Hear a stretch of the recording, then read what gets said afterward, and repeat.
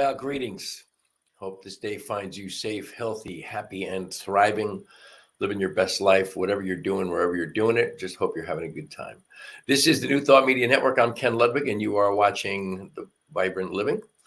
And yeah, today, the idea of my show is to kind of bring you ideas, bring you practices, bring you thoughts, and maybe a framework, a blueprint for vibrant living, for growing older as opposed to getting old, for growing bolder. One of my favorite books that I talk about all the time, and to maybe give you some incentive to recognize that if you want to keep moving, you got to keep moving. Got to keep moving. Little CBD infused coffee here, just brighten the afternoon. So, most of you who watch the show, or if you're brand new, I meditate almost every day. And I've been practicing transcendental meditation since 1978. And I've tried all kinds of different meditations over the years, many different kinds of meditation. And I've always come back to transcendental meditation. By the way, this show today I just want to let you know, this show today is maybe going to be a shorty. If you can hear me, I sound a little nasally. I hope getting over a sinus infection, which gets me coughing quite a bit here. So maybe I can get through this day without coughing too much. But at the end of my meditation, I do some reading, some affirmations, and some prayer work. And I was given a book by the, I think it's kind of the director or the membership director of a Unitarian Universalist church or Unitarian Universalist fellowship here not far from us in Winston-Salem, North Carolina. And it's a book she in getting to know me, discovered that I am 35 years sober, and the story behind that a little bit of how I got there and the abuse that I was up to my freaking eyeballs in. But she gave me a book at the end of this kind of a meeting we had where they kind of just filled us into what the UU church is all about. And she gave me this book, This Day in Recovery, which is just daily thoughts, which I've been reading dailies forever. And I really like this book. It's very, very unique, very different. But I also then read from a book that my friend Larry Whithelm gave me, The Daily Stoic. Can I get it in there? There you go. The Daily Stoic by Ryan Holiday and Stephen Hanselman. This is quotes from the Stoics, from Marcus Aurelius and Epictetus and the people of that era. I'm going to read something from this today because it's really extraordinary. And then I also read from something that I have read for a million years, which is, I got a sticky note in the front of it, Science of Mind 365, which is just a great book of quotes from Ernest Holmes. There's a little biblical stuff in here and great outline for living your best life. So we're going to touch on that. But I also, if I just stop throwing it on the floor here, I also have gone back to reading some things from the textbook, The Science of Mind by Ernest Holmes. And I'm going to read something out of that today as well. And I want to bring something up here that I really think this is. I talk about the books that I read now and then. I think I mentioned this book more than once, The Surrender Experiment by Michael Singer. I've got hopefully I'm getting his Living Untethered book for Christmas, I hope. But this one I have already read a couple of years ago. And I started reading it again here. And one of the things that I want to express from this is the best conversation, the most important conversation you're going to have all day, any day, for the entirety of your life is the conversation you're having with yourself. And too often that conversation lends itself to the negative, and we get into that habit of what could go wrong, why me, how did this happen, how did that happen, blah blah blah blah blah, all the negative thoughts. We start when we have a dream, we have an idea, we have a goal we set for ourselves. The next thing that we have is all the thoughts about how it could go wrong, why it could go wrong, what could happen, what could befall us, and so forth and so on. And in the beginning of this book, The Surrender Experiment, Michael Singer talks about taking on a practice of recognizing that first and foremost, that voice is not me. That voice is just my thoughts. It's just the thoughts and my reactions to what's going on around me. And it's almost always around my experience and external things to me. And that's not me. And his idea is to become something that you've all heard of many, many times, become the observer. And he has become the observer of his own thoughts. And I have taken up the practice, big quotes around practice, because it is a practice. It's not something that I'm automatically doing. It's not something I do every time. It's something that I'm working on, I'm practicing. But it is to just stop and think. What are those thoughts? Who's having those thoughts? And why am I thinking them? Why am I thinking that way? And the amazing thing to me is that I almost instantaneously get relief from the negative thoughts, almost immediately, just simply by observing them. But then I also observe the positive thoughts and recognize that the positive thoughts are also not me. Those are responses or reactions to things around me, to external to me. And so I am just trying to observe my own thoughts, my own thinking, what's going on in my head. I have found it to be a useful practice.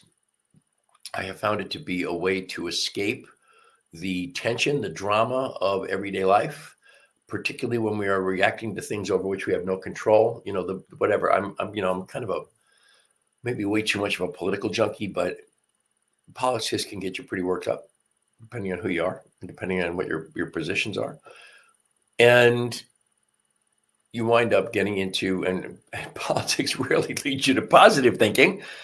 It leads you to the negative thinking. And by observing those thoughts and what you're thinking and why you're having those thoughts, what triggered them, you learn a little bit more about yourself. And then you learn to observe life from a perspective of it's just life. And as long as I'm sitting here talking to you in this moment with a roof over my head and the heat works and I've got my CBD infused coffee and I haven't got a freaking problem in the world right here, right now in this moment. Not a problem. And I'm finding that as I observe my thoughts, I can spend a whole lot more time in that mindset. I also think it's a great way to, people talk about the now all the time. The only thing we have is now. The only time anything gets done is now. The only 2 days of the week where nothing can happen is yesterday and tomorrow. And the only thing we have is this eternal now, this sacred now, some would say. And by observing my thinking, as often as I do that, I bring myself right smack into the now without even kind of worrying about whether or not I'm in the now or not. I'm just there because I'm observing my thinking. So as I was kind of reflecting on that this morning in my meditation, and then when I was done, excuse me, there's that cough, and I'm going to try and make this short enough so that cough doesn't become the mainstay of this entire show. But again, reading from my book, get in the camera, there you go, The Daily Stoic. This is what this morning for December 7th was. Think of the life you have lived until now as over and as a dead man. See what's left as a bonus and live it according to nature. Love the hand that fate deals you and play it as your own. For what could be more fitting? That's from the Meditations of Marcus Aurelius. And I just love that. And I'm going to read it again. Think of the life you have lived until now as over and as a dead man. See what's left as a bonus and live it according to nature. Love the hand that fate deals you and play it as your own, for what could be more fitting? And then the two gentlemen that wrote the book, Ryan Holiday and Stephen Hanselman, they comment on the particular reading. And we have an irrational fear of acknowledging our own mortality. We avoid thinking about it because we think it will be depressing. In fact, reflecting on mortality often has the opposite effect, invigorating us more than saddening us. Why? Because it gives us clarity. If you were suddenly told you had but a week to live, what changes would you make? If you died but were resuscitated, how different would your perspective be? When, as Shakespeare's Prospero puts it, every third thought shall be my grave, there's no risk of getting caught up in petty matters or distractions. Instead of denying our fear of death, let's let it make us the best people we can be today.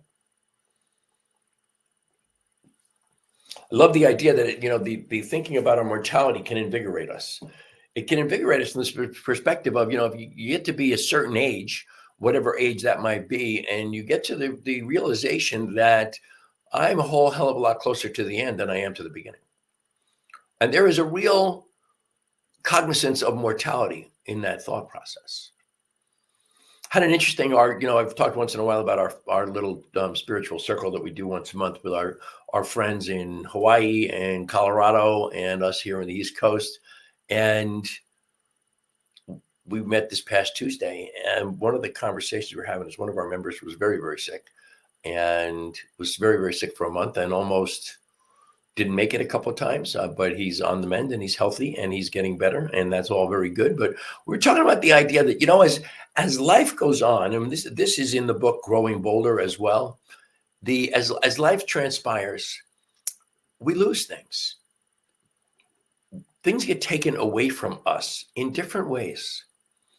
We get older and our abilities are not what they once were, physically, mentally, emotionally. We're just not as, if you would, sharp as maybe we once were.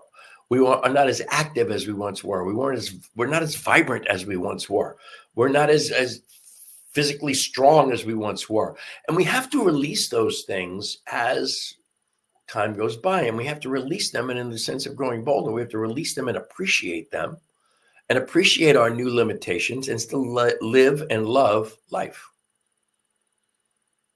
But one of the thoughts that came up in our spiritual circle this past week was the idea that as we release these things, as we grow older, we release our job, we release our kids to their own lives, we release our hobbies to our physical limitations, we release our physical activities to our physical limitations, we maybe release our ability to read to not being able to see as well, or all the different things that transpire as we grow older. And the idea was that this releasing is simply practice for the grand release of the body at the very end of the human existence. I'm not sure how much of that I agree with or how much of it I actually grasp. But I think there's something to be said for that, because we also start to look at life from a different perspective as far as what is meaningful, what's important. I love a lot of people on Facebook is that black hole where we all go sometimes to visit what's going on in the world. But a lot of people are good at saying that as we grow older, we have less time for bullshit. We have less time for the meaningless things. We have less time for the mundane, less time for the ignorant, less time, to suffer fools. We kind of focus. We tend to focus a little bit on what's more important to us as individuals. What is it that I most want to be and do in the world? Part of our conversation on Tuesday was just that, about being more.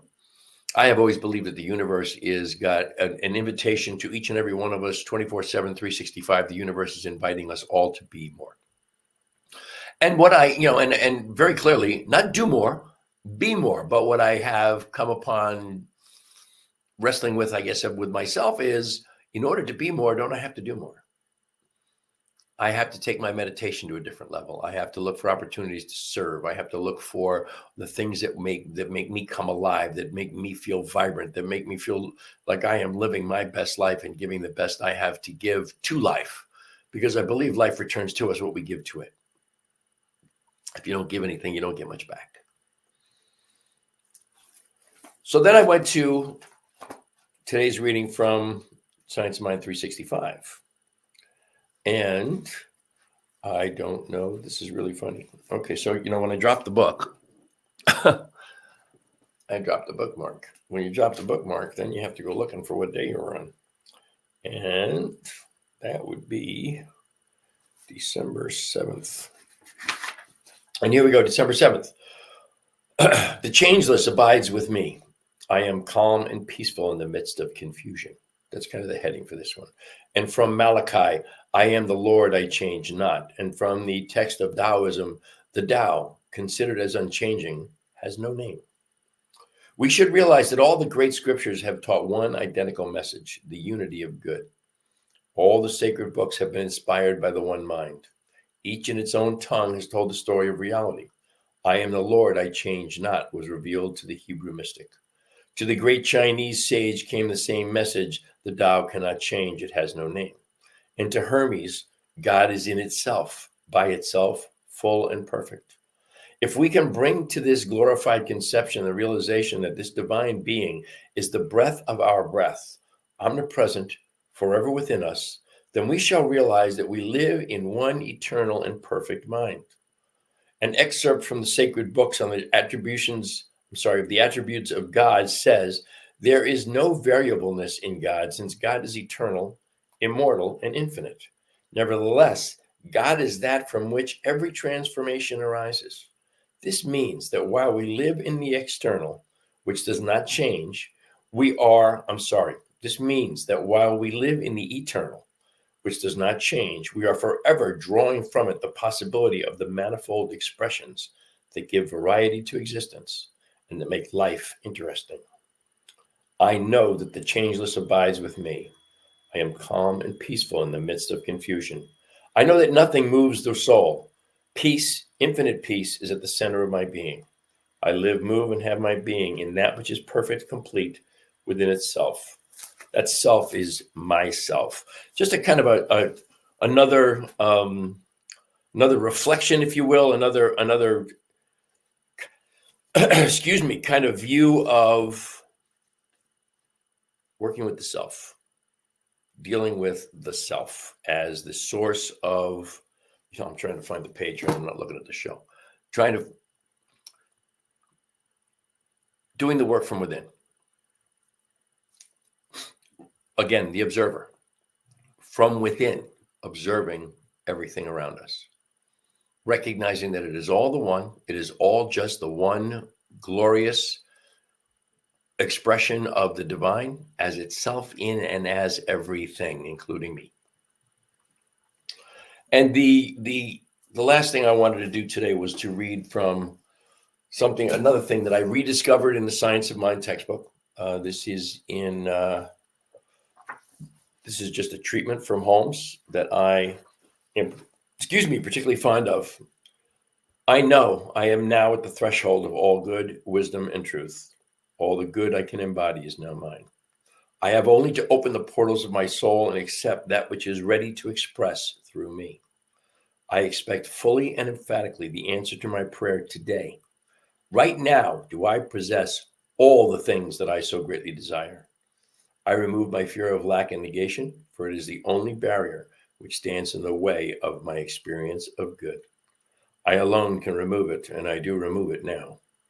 In this moment, my good comes to me, enough in despair, to give and to share. I can never be exhausted. My good can never be depleted, because that source from which my good comes is inexhaustible. Today, in this moment, the law responds to my thought. My word is one of affirmation, rising from the knowledge that the good, the enduring, and the true are eternalities in my experience. I cannot be apart from that which is my good. My good is assured me by God, the indwelling essence of my life. Just another reflection on that indwelling essence, on the idea that everything emanates from within. There is nothing outside of that divine spark at the core of our being, at the center of every single cell, the space between every cell of our bodies. There is nothing but God. As we teach in metaphysics, it's not that God is everywhere. It's that there is no place where God is not, which I think is a completely different look at it. It fills in all the gaps, fills in all the holes.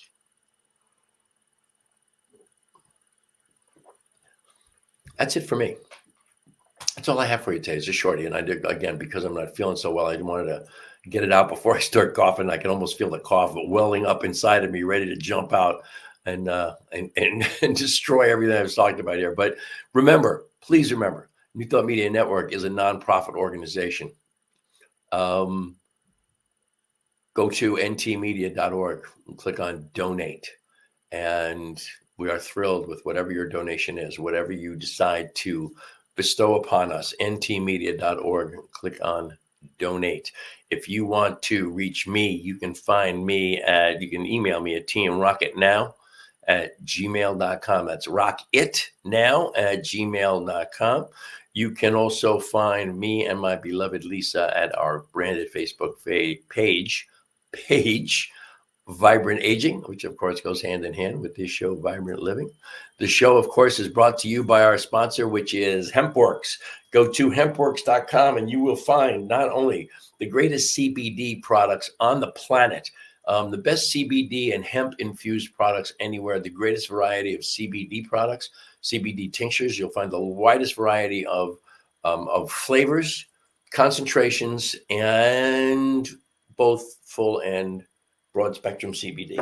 Also, I drink my CBD infused coffee here, and that is the HempWorks hemp infused coffee. It has 5 milligrams of CBD per cup, and also has it has a little bit of chaga mushroom in there, which is good for your health. Nothing but healthy stuff in here, and it's and they come in these very, very, very convenient little. I call them straw sticks. I know that's not what they're called, but that's what I call them. And so you have a serving right there in this little straw stick. As I said, that's it for me. Let's remember to put up this screen here so that you know to donate to New Thought Media Network. As always, I am immensely grateful for all the great gift of your time and your attention. I wish you all the love and all the blessings that the universe has to offer. And I hope you will tune in to me every Thursday, at 2:00 Mountain Time, 4:00 in the afternoon on the East Coast. And until the next time, namaste.